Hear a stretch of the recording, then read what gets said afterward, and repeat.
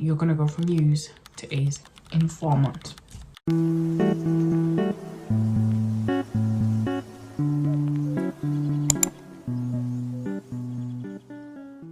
Something about this video is off, and it's not me. It's not me. How to get A stars in 4 months. In 4 months, I'm taking 31 days. Put it to the test. 4 months, you're gonna go from U's to A's, and I know that's a big jump, but I did it. So can you? On my last mocks, I was getting, I don't know if I can find proof, but if I do, I'll put a picture here. But I failed my maths on my last mock, which was in March. My last mock is in March. Got my results and I failed maths.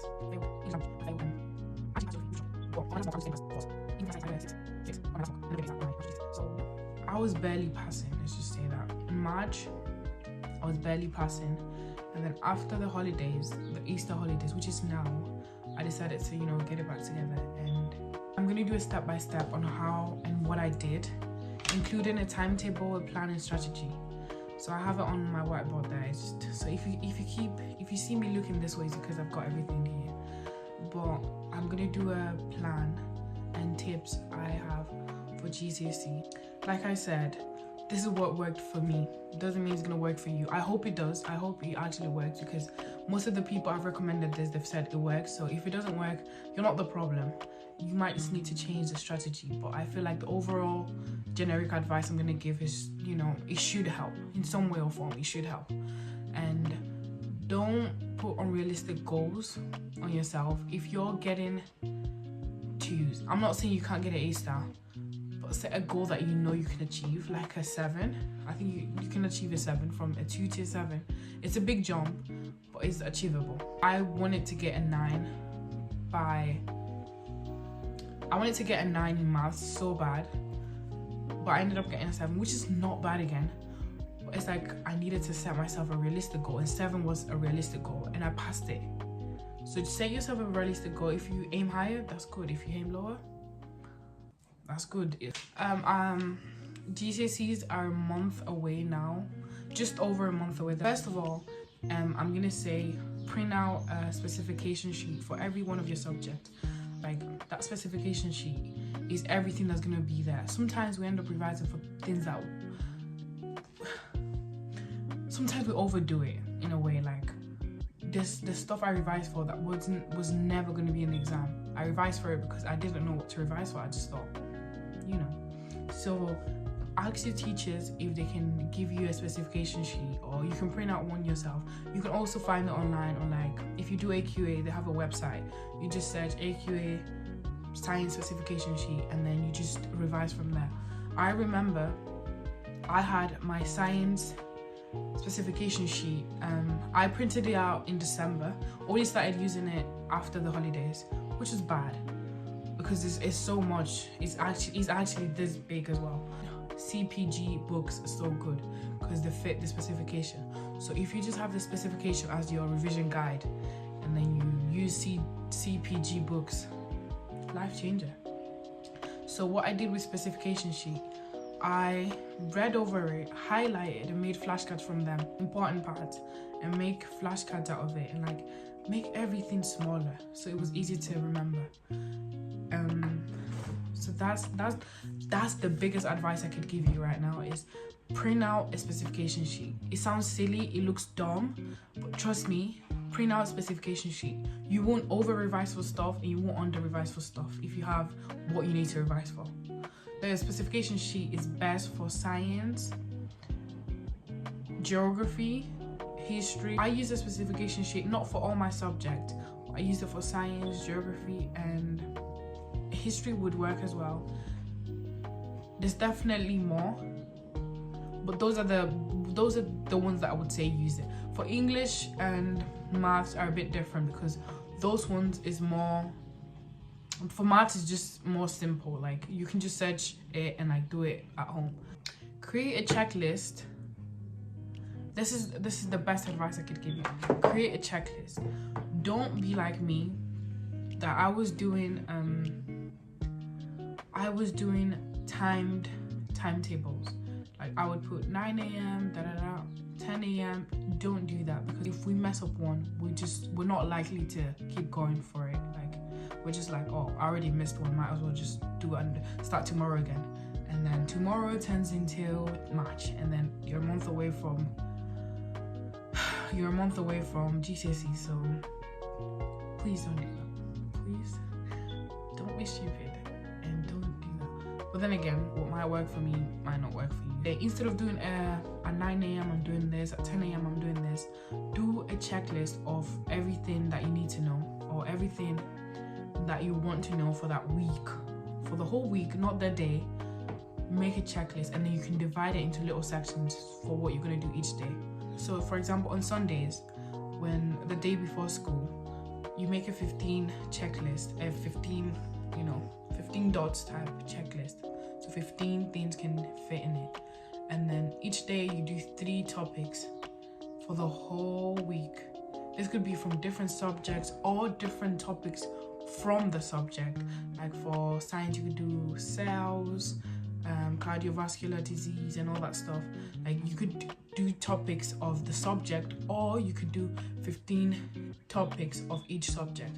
What I mean by that is you could dedicate a whole week on revising for science. Would I recommend it? No. But if you have a lot more to catch up on that subject, definitely try it, at least before GCSE start. And so yeah, for the whole week then you've learned 15 topics. Do you know how ahead you're gonna be? So ahead in school. 15 topics is a lot, and it might not seem like a lot because you're doing 3 a day, or it's a lot, and you'll be so advanced in school. Like you'll be done with most of it in a month if you do 15. And also, don't feel like you need to do 3 every day. You could do 5 in a day, you could do 2 in a day, you could do 1 in a day. You might miss a day, you've got another day. That's why I prefer doing a checklist rather than doing a timetable like 9 a.m, because you can still do it. And then on the weekend, I would do past papers of the topics I revised for. So I did combined science trilogy. So if I was learning about the 15 topics included cell biology, which is the first topic of biology paper 1, I would do a biology paper 1 exam.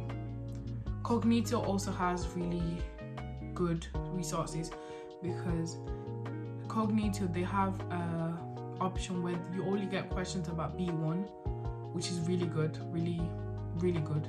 If on that week my 15 topics included biology paper 1 topics, I would do a biology paper 1 exam. If my 15 topics included maths paper 1 content like algebra, numbers, I would do a maths paper 1 exam during the weekend. And then you start again, and then before you know it, you'd finish pretty much every single subject a week before GCSE, so you've got enough time to go back. And I need people to remember, revision doesn't end when GCSE start. Even when GCSE starts, you've still got time to get that A star. Did I just rhyme? That was actually cool. So another thing I did was I created a routine that worked. It worked so good for me. A routine. So I would sleep at 10 and I would wake up at 5. And 5 seems like a lot, like very early. You will not be able to do that one day. It's not going to work. One day you're going to want to sleep in. And it happened to me. It takes 31 days to build routine. So if you start now, you'd have enough time before GCSE start to have it like just normal. Like it would just feel like a norm to you by then. So it's very smart if you would start now to try to wake up at 5. Maybe don't start straight away. If you're sleeping out 4 a.m, maybe try sleep earlier, So I would wake up at 5 a.m. My school started at 8. I would leave the house for school at 8. So I'd wake up at 5 and I would revise till 7. And most of the time I would do maths in the morning, and do 2 hours is more than enough time for you to fit in a past paper, or you could do past papers, you could do homework, you could do 5 a day maths. Really recommend, like that almost saved my grades for maths. Like every day you do something that has it. Maths should be revised every day. Don't be silly and think, oh, maths is easy. It's not easy like it at all. So definitely people find it easier than other people, but maths is not a subject you can wake up one day and be like, oh, I've got it. No, you don't. You've got to practice and practice and practice, and even when you still think you got it, practice and practice and practice. So I would revise for maths every day. That 5 a day took me like 10 minutes to do maximum, and that's to mark it as well. Do 5 a day, 10 minutes out, and then it'll be like 5-10. I'll do a past paper. I've got enough time to mark it. If not, I can always mark it when I get home, or I would use my flashcards and just, you know, quiz myself. But most of the time I would do past papers and maths in the morning. Like that's what I did for most of the mornings, and that would take me till 7 a.m. and then get ready for school and then leave. And then school used to end at like, I would say by 4 I was home. By 4 I was home, and if we had like extra lessons or anything, but by 4 I should be home.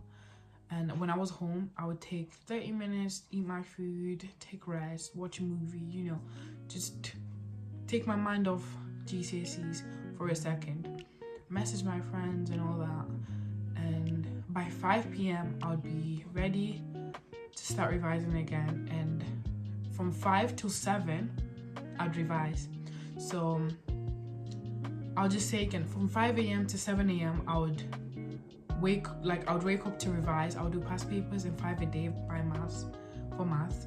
And when I would get home, I would have an hour to relax. And then from 5 till 7 p.m. I would revise. Most of the time I was doing science at that time, because science is a really content heavy subject. So I would revise from 5 p.m. to 7 p.m. And this could be you doing the 15 topics a week. You could do 3 topics in 2 hours. You could really do 3 topics every 3 hours. And before you know it, that routine, you've done 4 hours a day. 4 hours of revision a day is crazy. That's about 20 hours you've spent revising just from Monday to Friday. If you decide to do it on the weekend, even though I on the weekend took more of a break because I've already done so much revision during the week. So on the Saturdays, I would just relax and maybe do a couple past papers, but that wasn't like revising to me, it was just testing my knowledge. So yeah, so the 15 topics that I mentioned before, you could do it and fit it from 5 till 7, revise, and I would sleep. I mean, I wouldn't sleep by 7, but the good thing about revising from 5 till 7, if you still have more to do, you could push it till 8, you could push it to 9, and it wouldn't ruin your sleep schedule. So it just gives you time to rest, it gives you time to relax. And the reason why I didn't revise from 7 till 9 was because when you get home, your head is still on revision mode because you just came back from school. So having a little break and going back to it just seems like a obvious, smart answer to do at that time. And once you get it done, you have the rest of the day for yourself. So it just felt good. And yeah, so from 5 till 7, I would come home, I would relax, and from 5 till 7, I'll revise. I normally listen. I don't think I listen to music that much. I think that actually helped a lot. But yeah, I don't recommend revising with music, simply because you will go from revising about cell biology to dancing in the mirror. So just, if you can cut out the music, definitely. But if you can't, don't wear headphones. It's even more distracting when you wear headphones because you're more into the music. If you just need noise, some sort of noise to revise, definitely white noise or brown noise, but I don't think you should be listening to I Spice at 5 p.m. trying to revise for cell biology. So it's not gonna work. So yeah, I would say don't listen to music, and if you have to, don't wear headphones and listen to white noise. And from 7 till 10, sometimes I read a book. And I'm being honest, like this looks so realistic, but I used to really, nigga. Generally, I used to ask all my friends, like I used to actually read. Yeah, and now I'm gonna go subject specific, especially the ones I got A stars on. So for English, I did mind maps, and for mind maps, I did themes. So if you're doing Christmas Carol, Macbeth, I don't know what the other one is, Jacqueline died, I don't know, and Macbeth, Christmas Carol, and I'm missing one. Inspector Calls. Oh, I love Inspector Calls. I would recommend you revise by themes, and the reason why I say themes is because I studied based on what I was gonna answer in the exam. So I knew I was gonna pick themes. Doesn't matter how good the person question looked. I just knew I was gonna pick themes, because in themes you can, if you pick themes, you can talk about characters, individuals. It just seems like a smart option. Although sometimes we can go, it gives us more of like a chance of failing, because you're talking about so much, you have so much to talk about. But if you can make a good plan and you have a good theme, said it. My best and biggest advice for English, learning quotes is not always the case to get an A star. I remember one thing I used to do, I've never seen anyone do this, but it made sense. It makes sense to, you know, that I got an A star, because I would, so basically, once I finished my English literature exam, I would read over it, which is obvious, generic, I don't know what's going on outside is really, what I would, okay, I think it's a bit quieter now, but what I would do is I read over it, which is obvious, you should always do that with every single one of your exams. What I did was I'd read over it, and every single thing that seemed like a quote, like, I would put quotation marks, and it just seems like you know more quotes than you actually do, but you really and truly, you don't realize how many quotes you actually put in the normal work. So just read over it, and like on Christmas Carol, for example, I saw myself and I was writing a lot about charity, and I knew that the book itself mentioned charity. So I just put quotation marks, and it seemed like I knew more quotes than I did. But it was just reading over it. For English as well, I started revising for English like 2 months before GCSEs, and I would say, before you go into exam, instead of revising content, revise techniques. Like, have the technique about what you're gonna write nailed. I got scared because it was 5 a.m. when I was filming this, and no one should have been awake, but I could hear steps.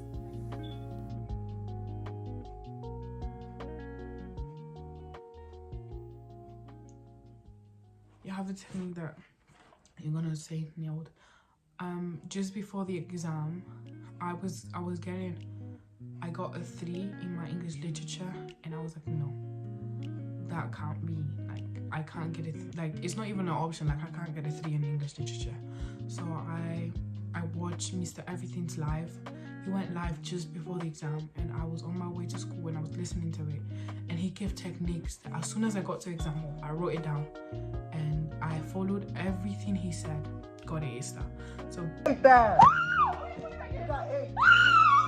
for poetry, one thing I did was I revised the most generic poems, like Ozymandias and Bayonet Shah. Thank you, Mr. Everything English, because you literally saved my grade. And yeah, it doesn't matter how much content you know from English literature, if your technique's not right, you will fail. Like, I'm being dead ass, like, I failed so many times, and I knew so much about it. So it doesn't matter how much content you know, if you don't know the technique, you will fail. For poems, revise the most generic ones. Just don't spend time on things you know, or you know you won't use. Just be smart about it now and revise for generic poems like Ozymandias that can be used with pretty much every single theme. So yeah, revise generic poems and have like 5 quotes from you know, the poems that you know that are generic and like you would actually use. Know about 5 quotes and do what I did. Read over it, and if you think, oh, this is probably in the book, put quotations in it.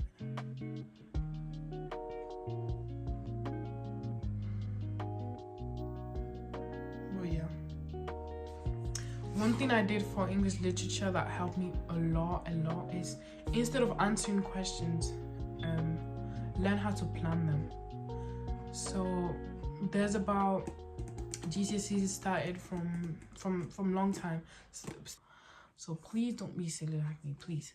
The moment you see this video and you're thinking, yeah, I'm going to change my grade forever, start revising for maths. Don't wait till tomorrow. Don't start revising for maths today, because maths is a topic you can't just wake up and, like I said, maths is not an easy one.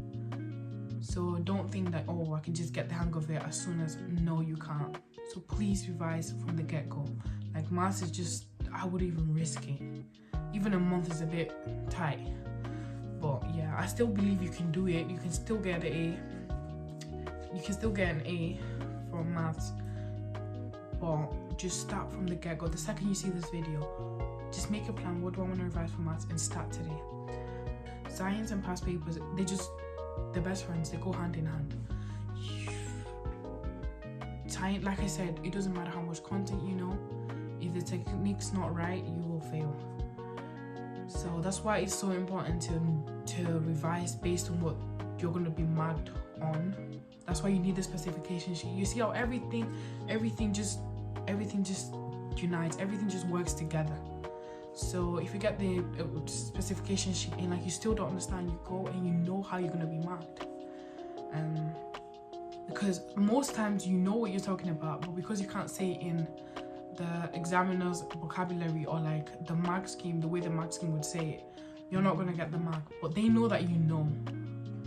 But because you don't use the terminology, you're just not going to get the mark. There's so many things that will pull your mark down, and one of the most silly ones is just not using terminology. So learn the terminology, get that specification sheet, and you'll be fine.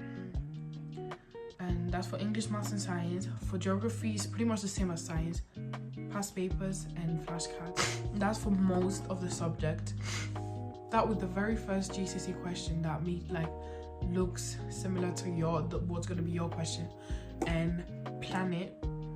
If you want to do it, you can do it, of course. Plan every single one of them and act like you're in the real exam. What would you write if that was a real exam? And you're gonna fly through it, because every single question they've asked in every single exam, you could always use it in your exam, because those are not topics that are relevant. Like, you could always add it. What did I say? I feel like it's the month mark, and this is the month you can make the most progress in. You can go from just passing to A stars in 1 month. I wish you guys all the best, and please revise now that you've got the chance. Don't be silly, and don't make the mistake I did where I revised too late, because although I got the grade, I know I would have done better if I started earlier. So, and I feel like they say this in every year, and you won't listen, because I didn't listen as well. But please revise, please revise, and good luck to everyone doing the GCSE this year. I wish and hope that every single one of you gets the grades that you deserve. And I hope that your hard work pays off, and that's why you need to put the hard work now, and hope that you get what you deserve. And yeah, I'm actually really excited to see what you guys get as well, and how the grade boundaries looks this year. I'm a bit scared. I have a feeling that this grade boundaries might be lower than last year, but that means it makes it harder to get those A's and A stars. But if you revise, that won't be you. But most of all, I hope that this year is the best year of your life. I love year 11. Forever will. Pretty much the best year of my life. And I wish I could go back and no, actually I hate high school. But the vibes were really good. So please enjoy high school. It's your couple last years, and just be children. Don't stress too much about the exams. Don't get me wrong, I said revise, but don't stress to the point where you don't even enjoy high school. I miss it so much. Oh my gosh, I think everyone should comment what their goal is for GCSE, what you want to get for the comment section, and write what grade you want to get for each subject. I want to see something. And then you can come back after results day and say what you got. Like, that'd actually be so cute. I also forgot to say, before you open the exam paper, pray, or you know, just take 5 seconds to just breathe, because the nerves of exams sometimes makes you forget stuff that you know, and then you'll be like, when you leave the exam hall, you're gonna be like, but I knew this, I was just not in the right headspace. So just remember, it's the same exam that you've been doing in a different place. Same exam, different place.